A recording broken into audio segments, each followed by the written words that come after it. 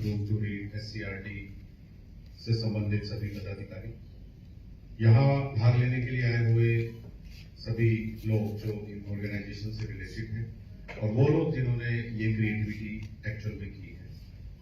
मैं आपको बता नहीं सकता कि ये प्रोग्राम किसी को लग सकता है कि मेरी ड्यूटीज के प्रोपोर्शन में शायद बहुत इनसिग्निफिकेंट लग सकता है, लेकिन हम ये समझ सकते हैं कि ये शुरुआत बहुत अच्छी है कि लोकल लैंग्वेजेस में जब तक हम लिटरेचर या रीडिंग मटेरियल क्रिएट नहीं करेंगे, ये चिंता बहुत समय से थी।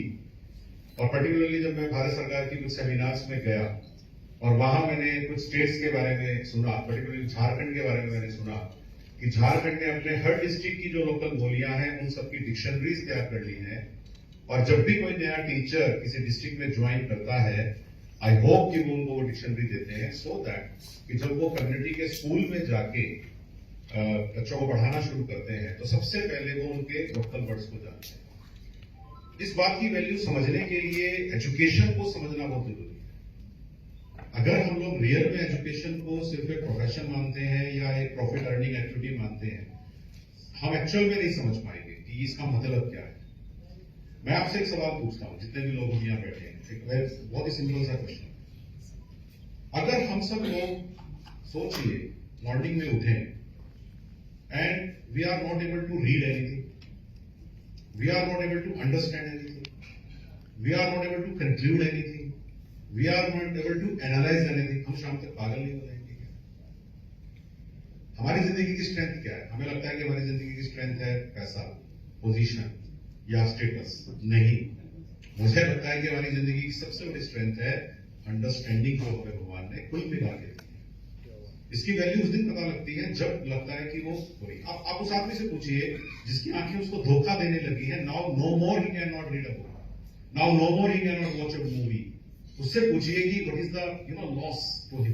अब ठीक है, मतलब आप ऐनक लगा लेते हैं, मतलब चश्मा लगा लेते हैं, उसके बाद आप देखने लगते हैं, लेकिन वो पीड़ा रहती है कि भाई मेरी वो एक ओरिजिनल जो पावर थी वो धीरे धीरे क्षीण हो गई, मतलब वो कमजोर हो गई। इसी तरह से जब एक आदमी को पार्किंसंस या कोई इस तरह के वो डिजीज होते हैं, डिमेंशिया होने लगता है, तो आप उससे पूछिए अंदर का दर्द क्या है। केवल ये दर्द नहीं है कि रिश्तेदारों को नहीं पहचान रहा हूं, जो उसका रीडिंग लॉस होना शुरू हुआ है, जो अंडरस्टैंडिंग का लॉस हुआ है।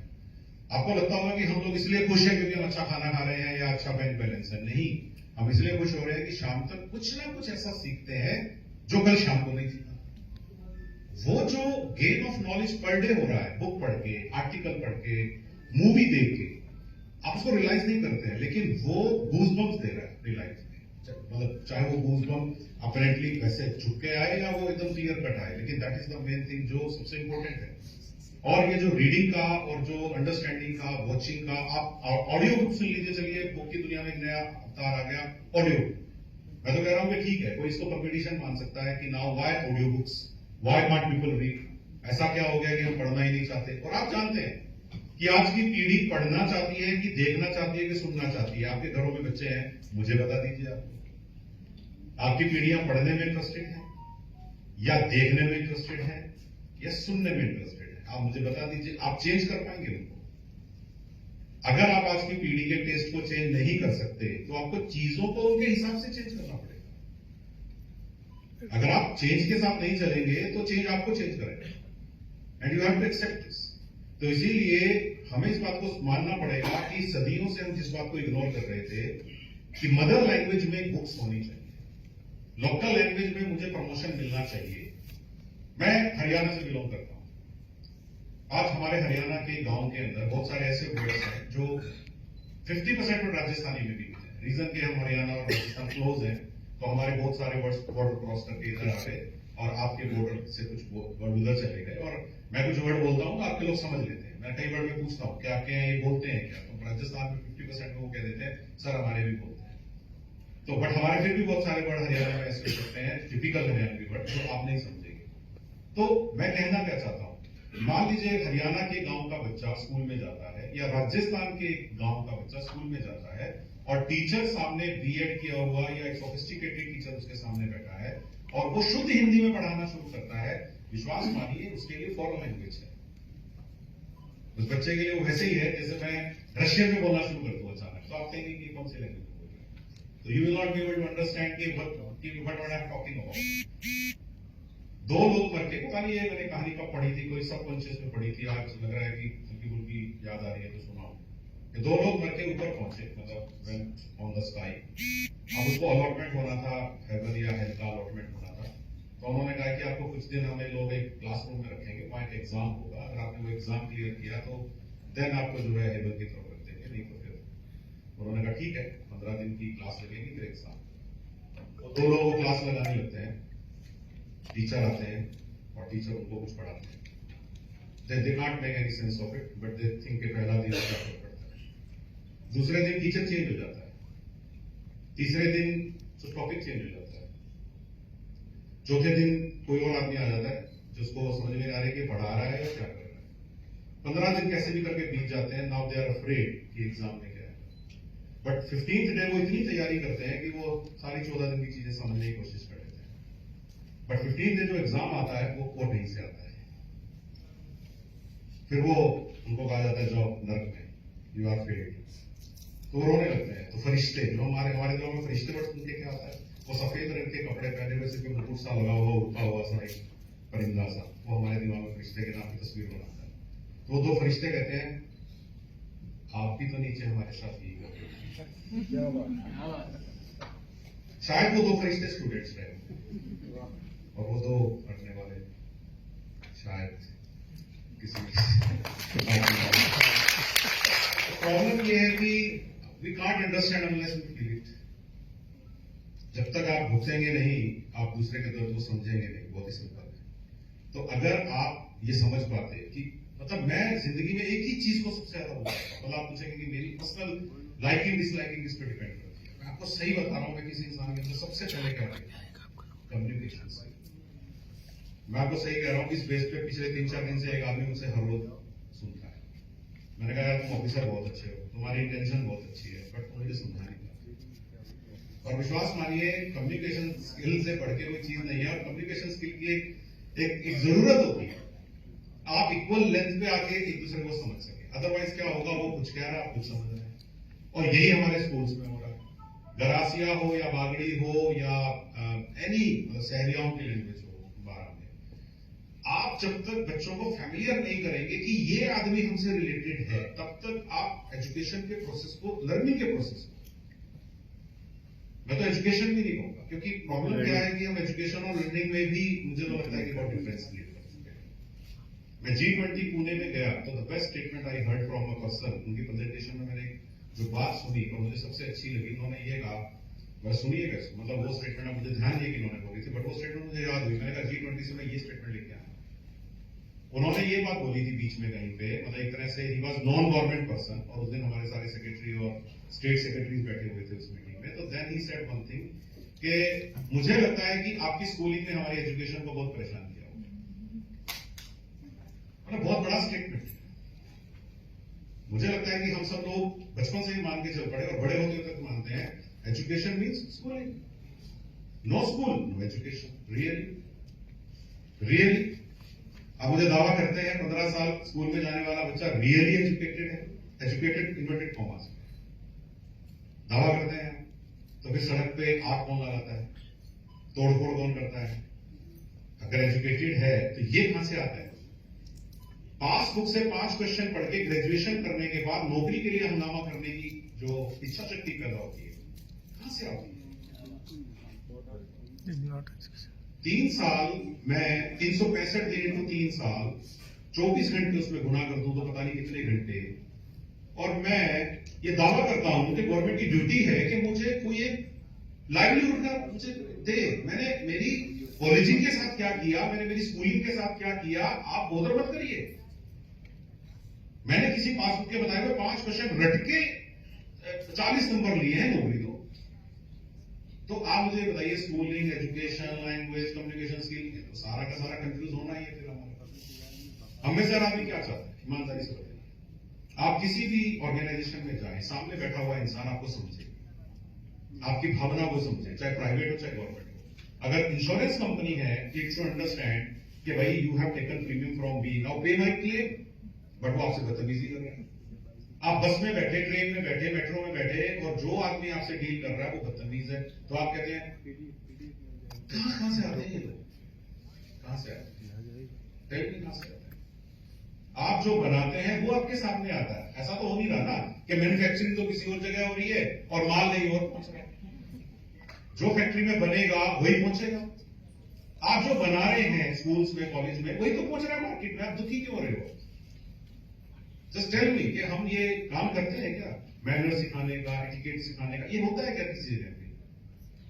सर वो ड्राइवर जो है उसको अकल ही नहीं है, वो दरवाजा खोलता है, वो महिला वाले को घूरता रहता है।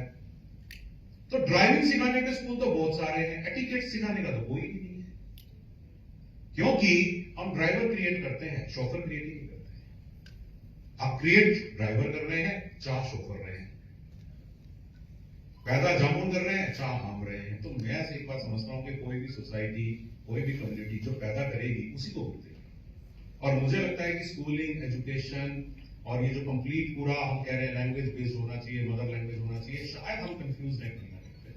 और एक बात और है, अभी मैं रिसेंटली जो एक बड़ा प्रोग्राम हुआ था एनडीपी का, उसमें दिल्ली गया तो माननीय प्रधानमंत्री मोदी ने एक बात कही कि वो बात से मैं इत्तेफाक रखता हूं, लागू कैसे होगी चैलेंज रहेगा, क्योंकि आज के लिए वो स्टेटमेंट काफी रेलेवेंट है। उन्होंने एक लाइन बोली, उन्होंने कहा कि जस्ट बिकॉज मैं एक पर्टिकुलर लैंग्वेज नहीं सीख पाया, इसलिए मेरे अंदर जो टैलेंट था अगर मैं उसको डिस्प्ले नहीं कर पा रहा हूं सोसाइटी के बेनिफिट के लिए, तो ये बहुत बड़े पेन का रीजन है।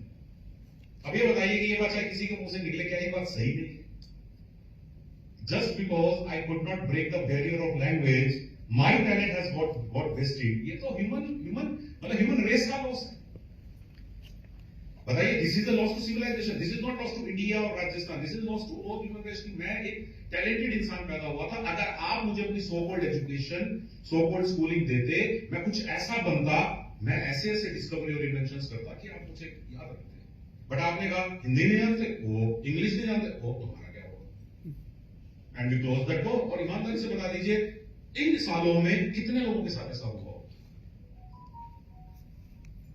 हम बड़ी बड़ी बातें करते हैं, अपॉर्चुनिटी, इक्वालिटी ऑफ अपॉर्चुनिटी। मैं सबसे ज्यादा एक बात बोलता हूं कि अगर एजुकेशन में मुझे कोई चीज देनी है और देनी चाहिए, अगर मुझे समय मिला देने का, वो है इक्वालिटी ऑफ अपॉर्चुनिटीज को मुझे देना पड़ेगा। मैं आपको एक बात बताऊं, बुरा मत मानिएगा, आप जिस भी फील्ड से बिलोंग करते हैं, 10वीं में ये फैसला हो जाता है कि ये बच्चा क्या बनेगा और ये बच्चा क्या बनेगा। आप ज्यादा डिफरेंस नहीं कर पाएंगे लेवल का, आपको you have to remember this. 10th is the grade.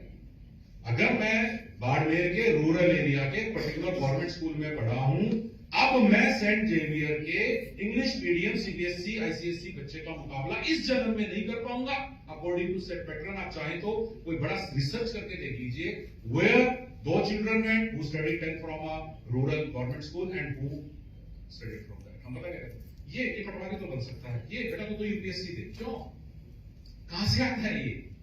कैसे आप लोग डिफाइन कर देते हो? तेरे को लग तो रही कि तू अब मान लीजिए बाड़मेर किसी स्कूल में आप गए और आपने उसके मुंह में माइक रख दिया, बेटा बड़े हो गए क्या बनोगे? सर मैं पटवारी बनूंगा। क्या छोटे सपने देखते हो यार? एक बात है, अब एक छोटा सा पौधा है, छोटा सा प्लांट है, अब आप उसमें 1-1 किलो के आम तो कैसे देखोगे? आपने उसको जितना फर्टिलाइजर दिया है, जैसा सीड दिया है, जैसा एनवायरमेंट दिया है, वैसा ही तो उम्मीद करोगे उससे। How can you expect? आपने जिसको जैसे सीडिंग दी, जैसी आपने उसको फर्टिलाइजर दिया, जैसी केयर की, वो वैसी फ्रूट प्रोड्यूस करेगा। हमने ये डिफरेंस जो क्रिएट कर दिया है स्कूलिंग में, तो ये डिफरेंस सालों साल चलेगा। और आप कितना डिफरेंस कर देंगे? आपको लगता है कि कोचिंग वो डिफरेंस फिल कर देगी? 3 महीने का कैप्सूल कोर्स वो डिफरेंस फिल कर देगा जो आपके साथ था? Every teacher has a responsibility कि जब बच्चा मेरे यहाँ नर्सरी में आए या फर्स्ट क्लास में आए, वो मुझे नहीं बोलना है कि प्री प्राइमरी हम कितनी कर पाएंगे, बट प्री प्राइमरी में आए या फर्स्ट क्लास में आए, बच्चे का जब एंट्री लेवल मेरे स्कूल में हो रहा है, उस दिन वो बच्चा एजुकेशन को मजबूरी के तौर पे लेगा या एक अपने जीवन में आगे बढ़ने के रास्ते के तौर पे लेगा, आपके शुरू में 3-4 ईयर पे डिपेंड करेगा। आपको मैं बता दूं, रूरल एरिया में बहुत सारे बच्चे पहले 5 साल में पढ़ाई क्यों छोड़ जाते हैं? क्योंकि उनको लगता है कि this is not meant for me. बाकी बच्चों को ये बात समझ में आ रही है, मुझे समझ में नहीं आ रही है कि मेरे लिए नहीं है, जबकि हमें ये कहना चाहिए था तुम दोनों के लिए है। तुझे बताने का तरीका ये है और तुझे बताने का तरीका ये है। इंडिविजुअलाइज पर्सनलाइज टीचिंग कहां मिलती है? बोलिए। अगर मेरे से कोई कहता है sir what is the difference between government school and private school में, यही वाला डिफरेंस होता है कि वहां पेरेंट फीस देते हैं तो टीचर पर एक ऑटोमेटिक प्रेशर होता है कि बच्चे का पर्सनलाइज ध्यान रखना पड़ेगा, क्योंकि मुझे पीटीएम में या कहीं ना कहीं पूछा जा सकता है। आप वो सिस्टम यहाँ क्रिएट कर दीजिए, आपको यहाँ पे भी मिल जाएगा कि पर्सनलाइज आपको टच देना पड़ेगा, बच्चे के लिए रिस्पॉन्सिबिलिटी लेनी पड़ेगी। ये नहीं होता सर मेरे 70% तो पास हो गए हैं ना सर, मुझे किस बात के लिए कह रहे हो आप, 70% तो पास हो गए हैं ना, एज इफ 30% मैटर नहीं करते हिंदुस्तान। हम लोग इतने ज्यादा नंबर ओरिएंटेड लोग हैं कि हम ये मानते हैं कि अगर 70% लोग सक्सेसफुल हो गए हैं तो 30% फेलियर माइंड ही नहीं करने चाहिए, जबकि 30% फेलियर कई कॉन्टिनेंट से ज्यादा है,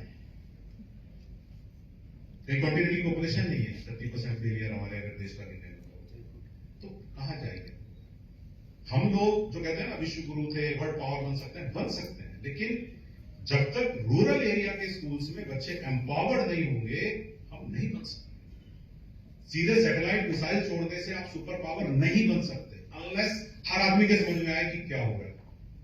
और हम समझाना चाहते हैं क्या, हम में से जो आदमी क्या बच्चा अर्बन में पढ़ रहा है ईमानदारी से, हम में से जिनके बच्चे अच्छी जगह से स्कूलिंग कर रहे हैं, अच्छी जगह से कॉलेजिंग कर रहे हैं, अच्छी जगह से आईआईटी नहीं तो कम से कम अच्छी जगह से टेक्नोलॉजिकल कोर्स कर रहे हैं, मैनेजरियल कोर्स कर रहे हैं, क्या मन में हम नहीं चाहते कि कंपटीशन कम हो मेरे बच्चों के लिए, मन में नहीं चाहते।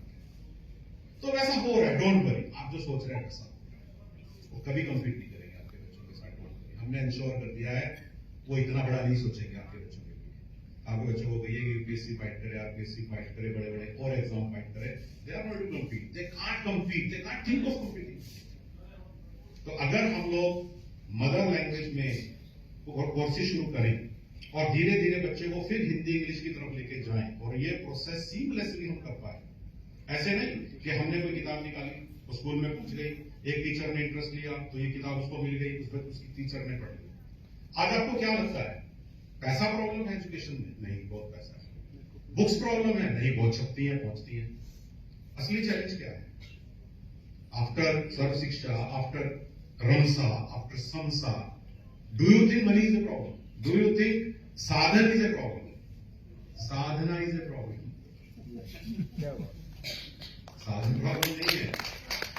हम में से कितने लोग साधना कर सकते हैं कि भैया जैसे मेरा बच्चा आगे बढ़ा है मैं कैसा सोच दूं बच्चों के लिए, मेरे लिए वो पहली तारीख का जो मैसेज है ना एसएमएस, कितने रुपए आपके खाते में जमा हो गए, मेरी जीवन का सबसे बड़ा अचीवमेंट, वही मेरा मोक्ष है। अनफॉर्चुनेट। इसीलिए हम लोग चिंता तो करते रहते हैं कि देश आगे क्यों नहीं बढ़ रहा है। रीजन हम सबको पता है, रीजन है कि जब तक हर बच्चा इक्वल एजुकेशनल अपॉर्चुनिटी नहीं पाएगा तब तक ये देश आगे नहीं बढ़ सकता। अब मैं एक बात कह रहा था जब स्टेज पे था तो मैं रिक्वेस्ट कर रहा था, मैंने कहा कि हमें एक साल के लिए बुक कोई नहीं दे, ना हमें सरकार दे, ना हमें कोई एनजीओ दे, ना हमें कोई फिलैंथ्रोपिक ग्रुप दे, ना हमें कोई कॉर्पोरेट दे, एक साल के लिए रुक जाओ सब लोग, बुक मत दो। 50,000 स्कूलों में 1,000 रुपए वाला रैक दे दो ताकि ट्रंकों में बंद किताबें उनमें लग जाए। आपने कभी देखा है? आप जाइए स्कूल से पूछिए कि आपकी लाइब्रेरी कहां है, वो आपको एक ट्रंक दिखा देगा, ये रहा। ईमानदारी से बताइए, आप एक 10 साल के बच्चे हैं, 4th क्लास में पढ़ते हैं और आपको वो ट्रंक दिखता है, आपकी हिम्मत है आप टीचर से कहें कि सर ये ट्रंक खोल के दिखाइए कौन कौन सी किताबें हैं, शायद इसमें मैं कोई किताब पढ़ना चाहता हूं। Do you think we have that daring? वो डेयरिंग ही कहलाएगी, अधिकार नहीं कहलाएगा हमारे देश में। क्यों? ये कैसे? क्या तो अपनी किताब पढ़ लेना, आज चल के लाइब्रेरी किताब पढ़ने वाला, टेक्स्ट बुक तो पढ़ता नहीं है। बहुत ओपिनियस से रिस्पॉन्स है हमारे, कोई बहुत एक्स्ट्राऑर्डिनरी सोचने की जरूरत नहीं है। अब आपको लगता होगा सेक्रेटरी के तौर पर मैं यही चिंता करता हूं कि पॉलिसी कैसे बनेगी, बन जाएगी, कहीं नहीं जाएगी, सब can we think about these simple things, can we work for these things कि भैया 1 ईयर लेट्स, मैं तो ये सोच चुका हूं कि अगला नवाचार यही करना है, डोनेट ए रैक। छोटा सा लग सकता है लेकिन बहुत भारी है भैया। 50,000 रैक दे दो 50,000 स्कूलों में, और जो ट्रंक की 500, 300, 200 किताबें हैं उनको इस पर डिस्प्ले कर दो, उसकी फोटो मुझे भेज दो, अगले आगे फिर मैं देख लूंगा। अब वो रैक कहां लगेगा वो दूसरी इंपॉर्टेंट चीज है। पता लगा रैक तो लगा बट वो ऐसी जगह लग गया जहां हिम्मत नहीं चले, तो एक्सेसिबल लोकेशन पे लगाना पड़ेगा, क्योंकि सर्कुलर चलते हैं। ये रैक ऐसी जगह लगाया जाए जहां बच्चे आराम से अप्रोच कर सके। तो कैसा मैदान में लगा देने? मैदान में लगाने को नहीं कह रहा, बरांडा में लगा देने ही मत लगाओ, बट एटलीस्ट ऐसे कमरे में लगा दो जहां पर बच्चे एक्सेस कर सकते हैं। तीसरा, अगर बच्चे वो किताब मांगे तो उसको डर नहीं लगना चाहिए कि सर मैं ये किताब ले सकता हूँ पढ़ने के लिए, तू क्या करेगा, तू तो छठी क्लास में। Can we make it accessible, can we के हमारा 3 दिन घर ले जाते, can we become simple people, can we think of not complicated, क्योंकि बहुत कॉम्प्लिकेशन करती है आपको। कैन वी थिंक सिंपल, अब यहाँ इनोवेटिव नहीं, can we think simple, can we think simple like a common man, कि भैया एक किताबें खरीदी गई हैं, एक रैक में इनको लगा दो, बच्चों को दे दो, बच्चों को पढ़ने की आदत डालो, वो पढ़ेंगे। अरे हम में से ज्यादातर बच्चे बचपन में जब बहुत छोटे थे, क्या केवल फोटो देखने के लिए किताब नहीं खरीदते थे? आई थिंक आपको याद नहीं आ रहा हो तो आप जरा याद करें। बहुत सारी किताबें आपने केवल इसलिए खरीदी है अपने मम्मी पापा से जिद करके, because you could see pictures. और आपकी मम्मी की अगर हिम्मत होती थी तो पढ़ भी देती थी थोड़ी सी, बेटा चलो पढ़ते थे। बाकी अपन जानते हैं मम्मी को ज्यादा ऐसा था, but we purchased so many books just because we wanted to see the pictures. आगे दिखाओ पिक्चर, ओके। एंड इसी तरह कॉमिक्स में चले गए पिक्चर देखते देखते। क्या आपने सीधे उपन्यास पढ़े थे? अरे डायमंड कॉमिक्स पढ़ी, राज कॉमिक्स पढ़ी, नागराज पढ़ा, चाचा चौधरी पढ़ा, तो तुम जाके उपन्यास में घुसे और कहां से घुस गए? तो ये चीजें मैं कहना चाहता हूं। और कहानियों के थ्रू बच्चे सीखते हैं। मुझे पता नहीं छठी क्लास में ये चैप्टर था और शायद उसी साल पढ़ा होगा, लेकिन आज तक मैं भूला नहीं वो चैप्टर। लाली के साथ भाई बहन थे, मेला देखने जाना था, पहली रात वो सो नहीं पाई, यही वेट करती थी कि सुबह हम ट्रेन से मेला देखने जाएंगे। वो प्लेटफॉर्म पे गई, प्लेटफॉर्म पे बहुत ज्यादा भीड़ थी, उसके फादर ट्रेन आने में बच्चों को घुसाने लगे, 2 बच्चे घुसा, इतने में ट्रेन चली गई, 2 बच्चे वापस खींचने पड़े और ट्रेन लाली को लिए बिना चली गई। आखिरी लाइन थी, लाली बहुत उदास हो गई। क्यों याद है मुझे? क्या मतलब है? कौन सा यूपीएससी में कुछ नहीं थी इसमें कहानी, फोटो बना हुआ था, एक ट्रेन जा रही है, उसकी छत पे बहुत सारे लोग हैं, मेरे कॉन्शियस में छप गई, सब कॉन्शियस में छप गई, कभी नहीं भूल सकता। तो ये वैल्यू है पिक्टोरियल बुक्स की, ये वैल्यू है चीजों की, हम इग्नोर नहीं कर सकते। आप सबको भी कोई ना कोई कहानी याद आ गई होगी जो आपने 5वीं 6वीं 7वीं, just because of that picture. आप लाली के नाम को जैसे याद नहीं रख रहे हैं, वो पिक्चर याद है कि एक ट्रेन भरी हुई थी और बच्चे नहीं चढ़ पाए थे और वो रह गए। तो ये वैल्यू है लर्निंग में पिक्टोरियल की, सिंपल वर्ड्स की। कई लोग मैंने देखा है किताब लिखते हैं या कोई आर्टिकल लिखते हैं ना, उसके बाद वो किसी ऐप पे जाके उसको चेक करते हैं कि यार ज्यादा सिंपल पढ़ दो नहीं, आगे लोग मुझे लेकर नहीं समझेंगे, क्या मैं इसको थोड़ा सा कॉम्प्लिकेट कर दूं, हिंदी है तो थोड़ा संस्कृतराइज्ड कर दूं, और अगर इंग्लिश है तो थोड़ा डैश कर दूं। और मैं हमेशा ये मानता हूं, मैं भी छोटे छोटे आर्टिकल लिखता हूँ, मैं छोटे छोटे आर्टिकल, मेरी आदत है मोटिवेशनल आर्टिकल लिख देता हूँ। और मैं कैसे लिखता हूँ, मैं जिंदगी में कुछ देखता हूँ, शाम को सोचता हूँ, एक कहानी से जोड़ देता हूँ, लिख देता हूँ। मेरा सिंपल तरीका, I don't care to be writer. But मुझे हर आदमी यही कहता है कि सर जो मैं सोच रहा था आपने वो लिखा है। तो लिखने का तरीका यही होता है। अगर आपने कहा नवीन जैन है आईएएस ऑफिसर है, इसकी बात समझ में आ गई, केस ऑफिसर है, तो मुझे आपको ये दिखाना पड़ेगा कि मेरी बात आपको समझ में नहीं आ रही ना, okay now you consider me as an officer or not. क्योंकि मेरी बात आपको समझ में आ गई तो फिर मैं क्या ऑफिसर। ये बैरियर तोड़िए। Getting simplified should be in, getting complicated should be out, उल्टा नहीं होना चाहिए। तो ये बिल्कुल 100% एससीईआरटी के एफर्ट्स, रूम टू रीड के एफर्ट्स, क्या बिल्कुल सेम ये कि हमारा लोगो नहीं होना चाहिए, यही हमारा तकिया कलाम नहीं होना चाहिए कि हम कितना सिंप्लीफाई कर सकते हैं। क्योंकि भाई अब आप तो हो गए 30 साल के, 40 साल के, 50 साल के, वो तो अभी भी वही 3, 4, 5 साल का है। तो जब तक आप उसके शूज में नहीं घुसेंगे, आप उसकी मेंटेलिटी से नहीं सोचेंगे, आप कैसे जस्टिफाई कर सकते हैं? या आपको ज्यादा सिंपल नहीं हो गया? अरे तो भाई तू 3 साल में कितना समझता था, why can't you think like that? आजकल के बच्चे स्मार्ट हो गए हैं, लेकिन आपको इनिशियल बैरियर तो वैसे ही तोड़ना पड़ेगा ना, जैसे आपका टूटा था। 2 साल बाद वो आपसे ज्यादा स्मार्ट हो जाएगा, वो क्लियर है, एनवायरमेंट ऐसा है। बट ऐसा तो नहीं हो सकता ना कि इनिशियल बैरियर नहीं तोड़ो, उसको बेसिक अल्फाबेट्स, काउंटिंग और ये सब तो सिखाओगे, उसके बाद वो आपसे फास्ट सीख लेगा बिकॉज ऑफ दी फैक्टर्स जो आजकल चल रहे हैं। मेरी एक ही रिक्वेस्ट है, आप जहां कहीं भी एजुकेशन के लिए काम करें, मतलब सिंपली हमें काम करना है इक्वालिटी अपॉर्चुनिटी के लिए, और हमें काम करना है चीजों को सिंप्लीफाई करने के लिए।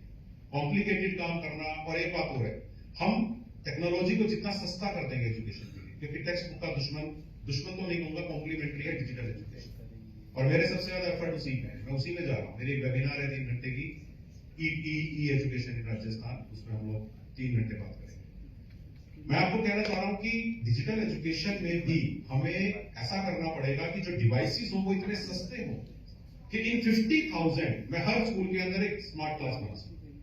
लेकिन एक पूरा वर्ग काम कर रहा है कि स्मार्ट क्लास की तरफ जब ध्यान जाए तो इसकी मार्केट को इतना महंगा कर दिया जाए कि 2.5 लाख 3 लाख से कम में स्मार्ट क्लास ना लग पाए, और बाद में उसमें कुछ ऐसी चीज जोड़ दो कि साल दर साल कुछ रिपेयर और मेंटेनेंस के नाम से भी आता है।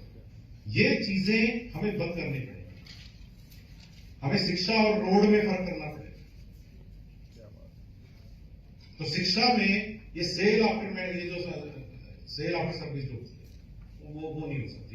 आपने भाई मेरे रूम को स्मार्ट रूम बना दिया, मेरा ये वाला टीचर नहीं है या टीचर मुझे दिया नहीं गया है या वो टीचर छुट्टी चला गया है, तो मैं उसके लेक्चर दिखा सकूं किसी दूसरे टीचर के सहयोग से, ये बच्चे का अधिकार है। कंटेंट मुझे मिलना चाहिए, आइदर मैनुअली मिले या डिजिटली मिले। आप बच्चों को कंपीट कैसे कराएंगे यार? अगर कॉमर्स का स्कूल है और अकाउंटेंसी का टीचर कभी देखा ही नहीं, कौन सी कॉमर्स पढ़ी जाती है बिना अकाउंटेंसी के? और बिना टीचर के अकाउंटेंसी सीख ही नहीं सकते। बिजनेस स्टडी तो पढ़ लोगे। तो आई थिंक आप मेरी बातों को समझ गए होंगे। I can go on and on. मेरे मन की पीड़ा केवल यही है कि मैं आप लोगों से यह आह्वान करता हूं कि सिंप्लीफिकेशन पे आना पड़ेगा, बच्चे का बैरियर तोड़ना पड़ेगा, लर्निंग का बैरियर तोड़ना पड़ेगा, उसके बाद बच्चों में पोटेंशियल की कोई कमी नहीं है। मेरा पूरी तरह से ये विश्वास है और मैं ये मान के चलता हूं कि हम लोग इस काम को कर सकते हैं। और जैसा मैंने आपको कहा कि ये याद रखिएगा, जो हमारे साथ होता है एज के बाद, जब हम पढ़ नहीं पाते, सीख नहीं पाते, अपनी नॉलेज बढ़ा नहीं पाते, तो जो दर्द हमें महसूस होता है वो इनिशियल दर्द वहां भी है। हमें उसको समझना पड़ेगा। हर बच्चे को सीखने का अधिकार मिलना चाहिए। और मैं कोई बहुत ही सिंपल वे से कह रहा हूँ, नॉन गवर्नमेंटल बात कह रहा हूँ, और ये चीज अचीवेबल है। हम FLN वर्ड को यूज करना सीख गए हैं, लेकिन उसको एक्चुअल में उतारना पड़ेगा सही। और जो ये हमारे यहाँ बागड़ी में और इन सब में मैं देख रहा था बहुत सारी चीजें, तो मैं बार बार यही कहना चाहूंगा कि ये एक ऐसी सीमलेस व्यवस्था SCRT के पास होनी चाहिए कि मान लीजिए मैं गंगानगर का रहने वाला हूं और मेरी पोस्टिंग प्रतापगढ़ हो गई, बांसवाड़ा में हो गई। मैं ये तो बात अलग है मेरा क्यों हो गया, मैं कैसे काम करूंगा, घर से दूर हो जाऊंगा, उसको एक बार भूल जाए। अब मुझे जाके ज्वाइन करना ही है, मुझे वहां पढ़ाना ही है। तो जब मैं वहां ज्वाइन करने जाऊं और मुझे DO साहब कहें प्रतापगढ़ के या बांसवाड़ा के, वेलकम मिस्टर जैन, आपका स्वागत है हमारे एरिया में, और ये लीजिए हमारी लोकल लैंग्वेज की डिक्शनरी बेस्ट ऑफ, ये वाला ये ताकि मैं अगले दिन बच्चों को इंप्रेस कर सकूं। बच्चों को इंप्रेस करने का केवल इतना मतलब है कि बच्चों को लगना चाहिए कि Mister Jain knows about Banswara की लोकल वर्ड्स, और भाई तेरे जूते जो भी उनकी लैंग्वेज में है, और तेरा घर ऐसे, ये देन वो फैमिलियर होंगे मुझसे और वो होंगे। ये आइस ब्रेकिंग नहीं होती है, आप जानते हैं आइस ब्रेकिंग नहीं होती है। तो क्योंकि गवर्नमेंट में क्या मानते हैं, ice breaking is wastage, ice breaking session रखना भी वेस्टेज मानते हैं। तो इसीलिए ये आइस ब्रेकिंग नहीं होगी तो दोनों लोगों का कम्युनिकेशन आपस में सेट, और सीखने वाले का और सिखाने वाले का कम्युनिकेशन बैरियर तो आपस में टूटना ही चाहिए, दोनों एक दूसरे के साथ कंफर्टेबल होने चाहिए। तो आज आपने जो एफर्ट किया है, मैं इस एफर्ट के लिए आप सबको बहुत बहुत धन्यवाद देता हूँ, साधुवाद देता हूँ। और आपको सिर्फ ये कहना चाहता हूँ कि आपको लगा होगा कि मैं एक प्रोग्राम के बीच में से यहाँ आ गया हूँ तो मेरे लिए कोई मजबूरी हो गई है। मैं आपको सिर्फ ये समझाना चाह रहा था कि I truly appreciate all this books. ये अपनी जगह बहुत बड़ी बातें हैं, और कहानी के थ्रू या लोकल लैंग्वेज के थ्रू अगर आप रीडिंग को प्रमोट कर पाए, और एक मेरी इस बात पे भी विचार करिएगा, सबसे पहले आप लोग ही अपने पास के स्कूल में एक रैक दे दीजिएगा, खुद ही दे दीजिएगा, कहीं से लेके अपने घर का पुराना रैक दे दीजिएगा। Thank you.